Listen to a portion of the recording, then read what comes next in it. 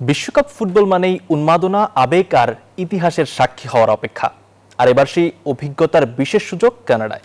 আয়োজক দেশের মর্যাদা নিয়ে যেখানে প্রবাসীদের সঙ্গে যোগ হয়েছে ফুটবল প্রেমীদের বাড়তি উচ্ছ্বাস। কানাডা থেকে লায়লা নুসরাতের তথ্যচিত্রের ডেস্ক রিপোর্ট।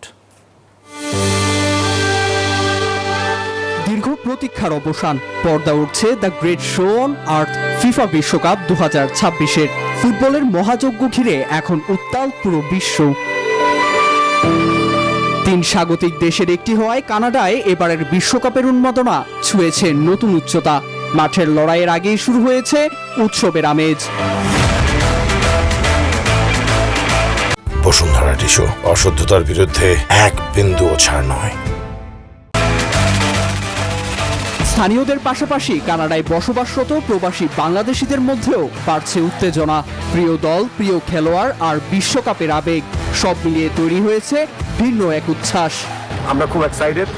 আমরা বাংলাদেশিরা যারা ভ্যানকুভারে থাকি আমরা সবাই খুব এক্সাইটেড।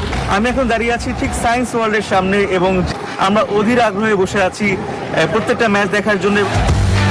টরন্টো, ভ্যানকুভারে অনুষ্ঠিত হবে বিশ্বকাপের একাধিক ম্যাচ, তাই এরই মধ্যে বিশ্বজুড়ে বাড়ছে আন্তর্জাতিক পর্যটকদের আনাগোনা। সেই তালিকায় আছে অনেক বাংলাদেশীয়, যারা প্রবাসের মাটিতে উদযাপন করতে চান ফুটবলের সবচেয়ে বড় উৎসব। Desk report, news 24।